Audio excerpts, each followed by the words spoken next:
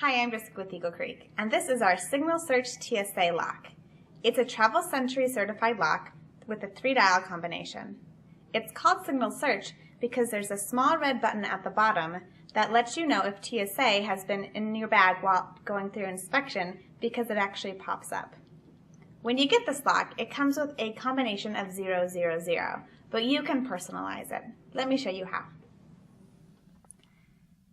To set the combination, pull out the shackle and turn it 90 degrees clockwise.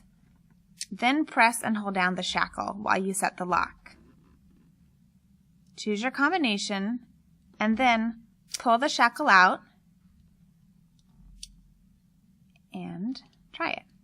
As you can see, the combination has been set. The SignalSearch TSA lock is covered by Eagle Creek's lifetime warranty. To see our complete line of products, visit us online at eaglecreek.com.